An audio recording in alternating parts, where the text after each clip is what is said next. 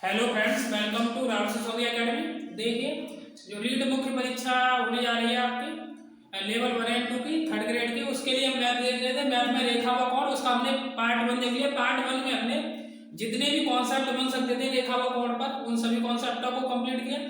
यहाँ पर हम रेखा व कोण में पार्ट 2 में हम सभी क्वेश्चनों को देखेंगे। जितने भी कॉन्सेप्ट बने उन सभी के ऊपर क्वेश्चनों को देखेंगे। अगर आपने हमारा पहला वीडियो नहीं देखा है रेखा व कोण का, लाइन एंड एंगल का, तो इस वीडियो को जाके देख लो। उसमें हमने सभी कॉन्सेप्टों को, सभी फॉर्मूला, जो भी कॉन्सेप्ट है सभी को हमने कवर किया। तो चलिए देखते हैं रेखा व कोण। देखिए, पहला क्वेश्चन है एक्स और वाई पूरक कोण है, कंप्लीमेंट्री एंगल है। यदि इन कोणों में अंतर कितना हो, 20 अंश हो, तो इनमें से सबसे बड़े कोण का मान बताना। ऑप्शन दिया 40 अंश, 50 अंश, 55 अंश और 60 अंश।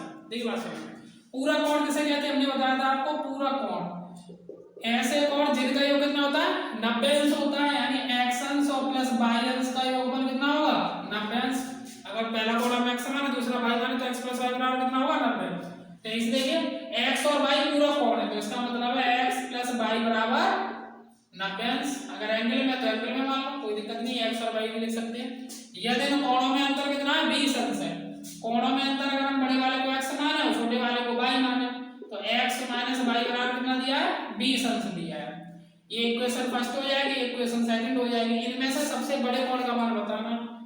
तो देखिए सॉल्व कर लेते हैं। y से y कैंसिल हो जाएगा जोड़ने पर, तो 2x अंश बराबर कितना आएगा, 110 अंश। तो x अंश बराबर कितना आएगा, भाग देंगे तो 55 अंश। y का मान निकाल के देख लेते हैं। तो समीकरण 1 से, फ्रॉम इक्वेशन फर्स्ट, समीकरण 1 से देखिए वैल्यू निकालते हैं। तो कितना हो जाएगा, 55 अंश और प्लस y अंश बराबर 90 अंश। और जब इसमें से घटा देंगे हम, तो y अंश का मान कितना आ जाएगा, 90 माइनस का 55, यानी y अंश बराबर आ जाएगा 35 अंश। तो देखिए x अंश बराबर कितना है, 55 अंश, और y अंश बराबर कितना आ गया, 35 अंश। पूछा गया उसने सबसे बड़ा कोण, तो सबसे बड़ा कोण कितना हो जाएगा, इनमें जो सबसे बड़ा कोण है वो कितना है, 55 अंश है। अगर पूछता कि छोटा कोण, तो छोटा कोण कितना हो जाता, 35 अंश। यानी ऑप्शन नंबर सी सही है। किसी कोण का संपूरक कोण उसके पूरक कोण के 3 गुने के बराबर है, तो उस कोण का मान बताइए। देखिए पूरक कोण क्या होता है, जिनका योग x प्लस वाई बराबर 90 अंश, यानी दो कोणों का योग 90 अंश होता है, पूरक कोण कहलाता है। और जो संपूरक कोण होता है, वो दो कोणों का योग कितना होता है, 180 अंश होता है, वो संपूरक कोण कहलाता है। तो उस कोण का मान बताना। तो यहाँ देखिए x मान के कर सकते हैं आसानी से। माना कोण x अंश है, तो कोण का संपूरक कोण कितना हो जाएगा, पहली बात तो संपूरक कोण, प्रश्न क्या कह रहा है, प्रश्न से क्या कह रहा है, प्रश्नानुसार कि जो संपूरक कोण है, संपूरक कोण उसके पूरक कोण के 3 गुने के बराबर है। पूरक कोण के 3 गुने के बराबर है।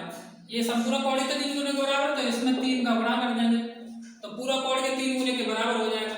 अच्छा, अगर कोण x अंश है तो उसका संपूरक कितना होगा, थ्योरी में भी बताया था आपको पहले वाले पार्ट में, 180 माइनस x, क्योंकि योगफल 180 होना चाहिए, x कट जाएगा, 180 आ जाएगा।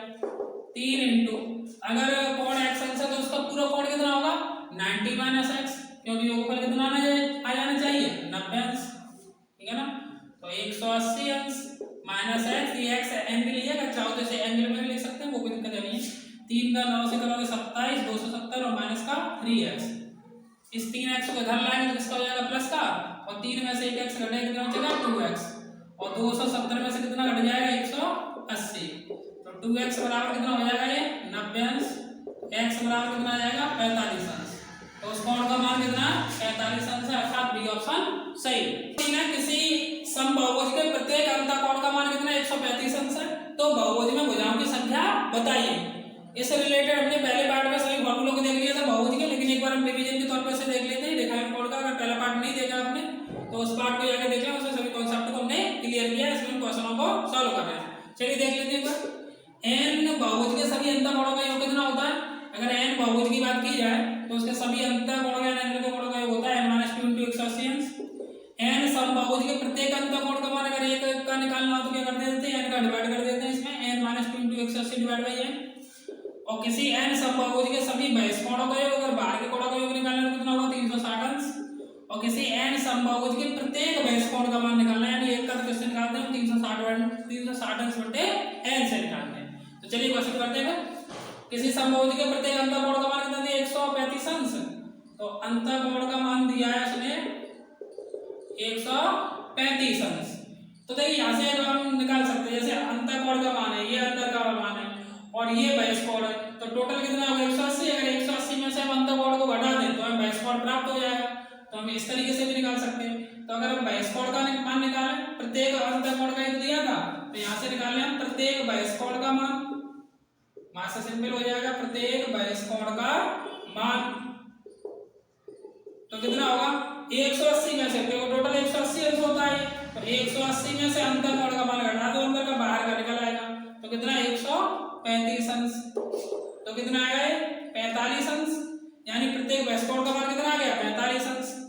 अब हमें क्या निकालना है, n का मान निकालना है। भुजाओं की बहुभुज भुजाओं की संख्या तो बतानी है, तो इस वाले फॉर्मूले को लगा दो चौथे वाले को। तो किसी n समभुज के प्रत्येक बहिष्कोण का मान कितना होता है, प्रत्येक बहिष्कोण का मान, प्रत्येक बहिष्कोण का मान कितना होगा 360 बट्टे n, और ये कितना निकालिए हमने 45 अंश, तो यहाँ 45 रख दें। तो इम्प्लाई दैट n बराबर हो जाएगा 360 बट्टे 45। ये 8 से कट रहा है, 8 पंजे 40 और 32 ये 36, यानी कि 8 बार n बराबर कितना है 8, यानी बहुभुज में भुजाओं की संख्या कितनी है 8। सकते हैं दूसरा तरीका ये था कि प्रत्येक अंतःकोण का मान दिया था, अंतःकोण का मान, अंतःकोण वाले डायरेक्ट फॉर्मूला लगा देते, बहु मतलब अंतःकोण वाले लगाए थे, बहिष्कोण वाला नहीं निकालते। अंतःकोण का मान कितना दिया था 135 अंश। तो अंतःकोण वाले n समभुज के प्रत्येक अंतःकोण का मान कितना होता है, प्रत्येक के लिए प्रत्येक अंतःकोण का मान, तो ये कितना दिया था n - 2/n इंटू 180 अंश बराबर कितना है 135। पहले ने काट लीजिए, वैसे अगर 5 से काटे तो 5 में 10 और 3 27 बार, और 5 दिया 15 और 3 36, और 9 से काट दीजिए 9 3 27 और 9 36, यानी कितना आएगा ये 4 का इसमें बड़ा हो जाएगा, तो 4n माइनस का 2, 4n और माइनस का ये बचेगा, देखो पहले n - 2/n जो बचा हुआ उसे लिख लेते हैं, और n2 में कितना 4 और बराबर कितना होगा 3 3 से गुणा कर लो, इसका ऐसे कर लो, तो 4n माइनस का 8 बराबर कितना हो जाएगा 3n, और n इधर आएगा, तो 4n माइनस का 3n बराबर 8, n बराबर कितना आ जाएगा 8, यानी भुजाओं की संख्या कितनी हो जाएगी, यानी डी ऑप्शन। यानी ऐसे भी कर सकते हैं, या तो बहुभुज में बने कुल विकर्णों की संख्या कितनी 54 है, तो बहुभुज में कितनी भुजाएं हमें ये बताना। तो बहुभुज में विकर्णों के बारे में हमें देखना। तो देखिए क्वेश्चन में जो विकर्णों के बारे में बोला गया है कि हमें विकर्णों के बारे में पता है। क्वेश्चन में चाहे किसी बहुभुज में बने कुल विकर्णों की संख्या कितनी है 54 है, तो बहुभुज में कितनी भुजाएं हमें बताना है। देखिए अगर आपने हमारा पहला वीडियो नहीं देखा है तो हम वीडियो के लास्ट में आपको लिंक प्रोवाइड करा देंगे, क्योंकि हमने सभी फॉर्मूले और कॉन्सेप्ट उसी में बताए। लेकिन हम यहाँ पे क्वेश्चन कर रहे हैं, देखते हैं यहाँ पर हम सभी क्वेश्चन को कंप्लीट करना। तो विकर्णों के लिए क्या होता है, विकर्ण कैसे निकालते हैं, किसी भी बहुभुज में विकर्ण,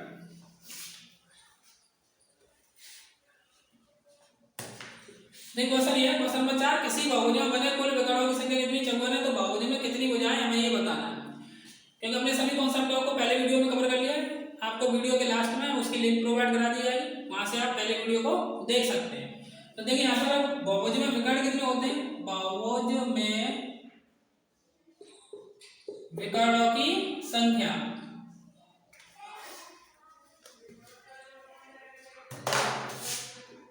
बहुभुज में विकर्णों की संख्या कैसे निकालते हैं, फॉर्मूला होता है हमारा n(n-3/2).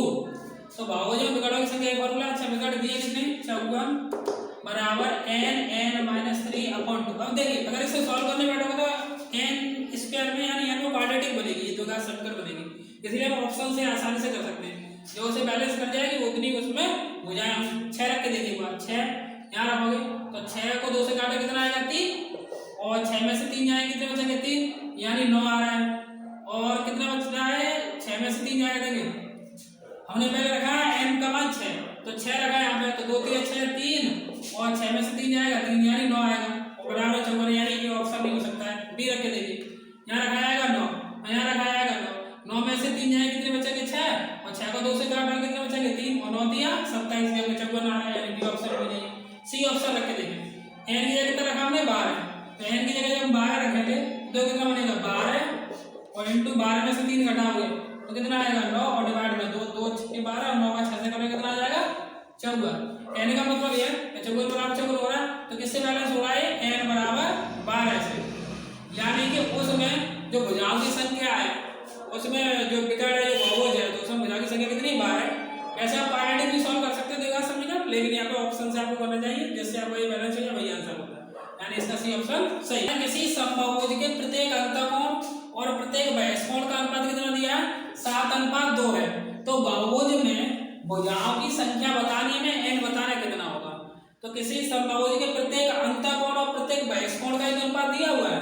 तो प्रत्येक अंतःकोण की बात करें तो प्रत्येक अंतःकोण का फॉर्मूला क्या होता है n-2 इंटू 180 और डिवाइड में n, ये प्रत्येक किसका मान हो गया अंतःकोण का, और डिवाइड बाई प्रत्येक बहिष्कोण का अनुपात, तो बहिष्कोण यहाँ पर आएगा तो बहिष्कोण कितना होता है 360/n, ये अंतःकोण है ये बहिष्कोण है, इनका रेशियो बराबर में कितना दिया 7:2 यानी 7/2 दिया हुआ है। तो n से n कैंसिल और 180 से 360 कैंसिल करें कितनी बार कैंसिल हुआ है 2 बार, तो कितना बचा n-2 और डिवाइड बाय 2 बराबर 7/2, 2 से 2 कैंसिल, तो n बराबर कितना आएगा यहाँ से n बराबर 7 + 2 बराबर 9, n बराबर 9, यानी बहुभुज में भुजाओं की संख्या कितनी रहेगी 9 रहेगी, ठीक है ना।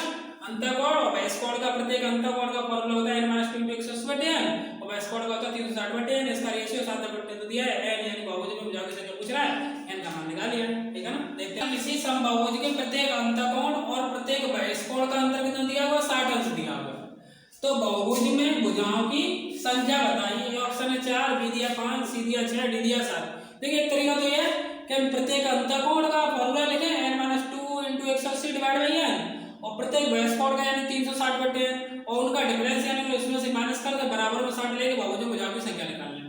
एक तरीका तो ये रहा। दूसरा तरीका ये है कि हमने आपको बताया है कि बहुभुज में भुजाओं की संख्या अंतःकोण और बहिष्कोण में रिलेशन भी होता है, interior angle plus exterior angle का अगर हम योग करें अंतःकोण प्लस बहिष्कोण का तो हमेशा वो कितना आता है 180 आता है, ये हम जानते हैं पहले से।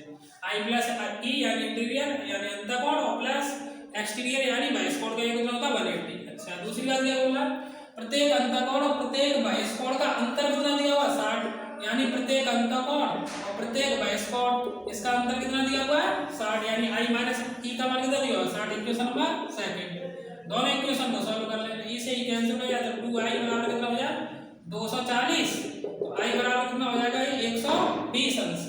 तो बहुभुज में पूछ क्या रहा है तो भुजाओं की संख्या बताइए, ये क्या निकाली हमने प्रत्येक अंतःकोण का मान एक्सटीरियर और निकालने यहाँ पर इक्वेशन फर्स्ट से, तो इक्वेशन फर्स्ट में रखेंगे तो देखिए कितना आएगा E बराबर कितना हो जाएगा 180 और माइनस का I, तो E बराबर हो जाएगा 180 और माइनस का 120 यानी एक्सटीरियर एंगल कितना हो जाएगा 60 अंश।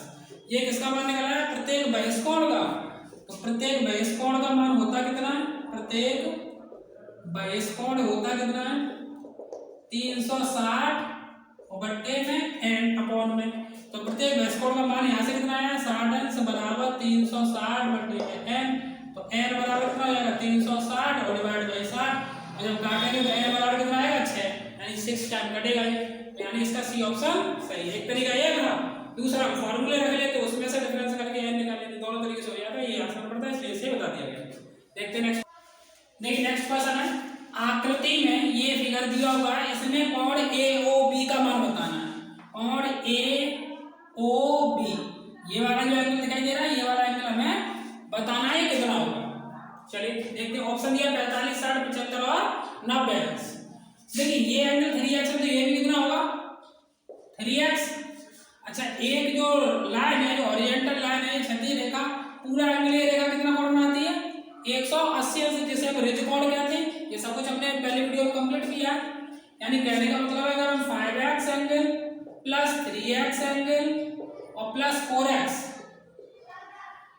इसे मिला दें तो कितने के बराबर होगा ये 180, कितना हो जाएंगे 12x बराबर 180 अंश और x अंश बराबर कितना होगा यहाँ से 15 अंश, 12 का डिवाइड कर दिया। हमें एंगल कौन सा पूछा उसने AOB, कोण AOB जो कि कितना है 3x एंगल, तो 3 × 15 यानी 45 अंश। यानी कौन ए ओ बी कितना लेना है 45 अंश, यानी ए ऑप्शन सही है। देखते हैं नेक्स्ट क्वेश्चन। देखिए नेक्स्ट क्वेश्चन है, चित्र में ए बी पैरेलल है सी डी के। जो ए बी है वो सी डी के समांतर रेखा है।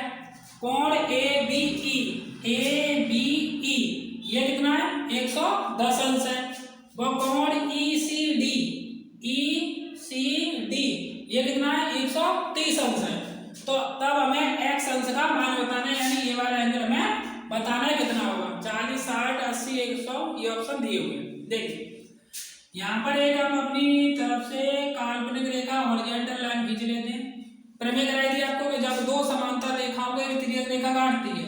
कौन सी प्रमेय थी? जैसे दो समांतर रेखाओं को जब एक तिर्यक रेखा काटती है तो उसके जो अंतःकोण होते हैं वो भी संगत अंतःकोण, जैसे ये वाला एंगल और ये वाला एंगल। अगर ये एक्स अंश है और ये वाई अंश है, 3 पॉइंट लिखाए थे आपको पिछले वीडियो में। तो कंडीशन होती थी एक्स अंश प्लस वाई अंश बराबर होता है 180 अंश। इनका योग कितना होगा? ऐसे ये एंगल है और ये एंगल है, इनका योग निकाला तो कितना होगा? 180 होगा। चलिए देखते हैं।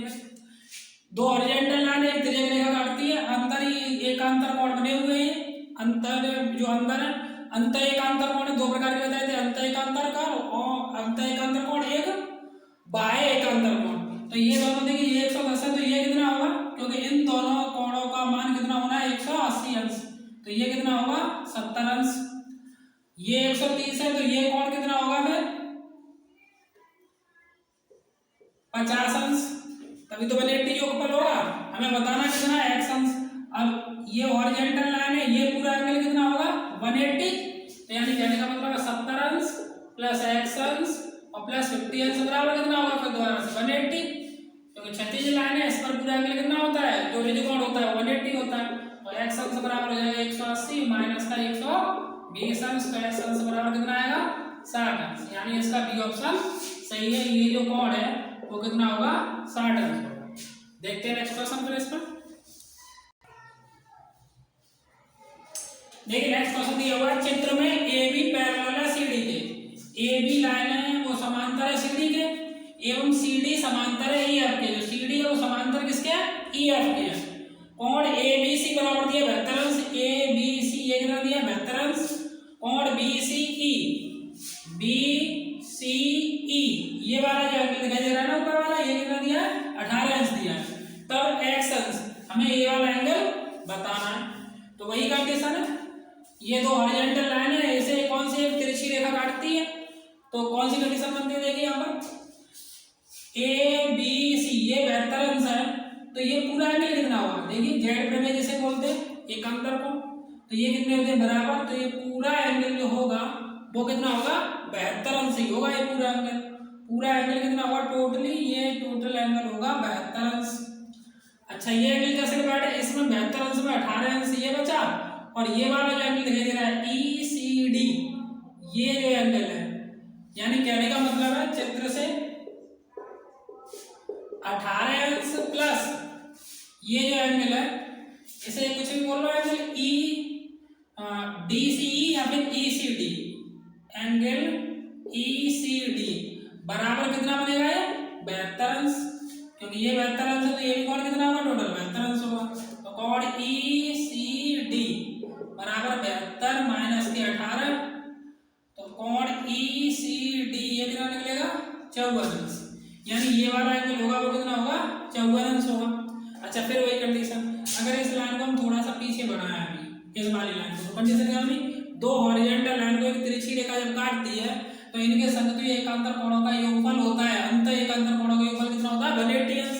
यानी कहने का मतलब है एक्स अंश प्लस इस 54 अंश का, यानी कोण एसीडी का 54 अंश बराबर कितना होगा 180। तो एक्स अंश बराबर कितना हो जाएगा 180 माइनस का 54 अंश। जब इसे घटाया जाएगा तो कितना बनेगा 126, यानी 126 अंश। तो कौन सा ऑप्शन सही है? डी ऑप्शन सही है। देखते हैं इसका नेक्स्ट क्वेश्चन। देखिए नेक्स्ट क्वेश्चन है, सम्मुख चित्र में कोण POQ का मान हमें बताना है। कोण मतलब ये ऑप्शन दिया 30 अंश, दिया 60, सी दिया 90 और दिया 120 अंश। जबकि देखिए SOR एंगल SOR हमें फिगर में दिया हुआ कितना 60 अंश है।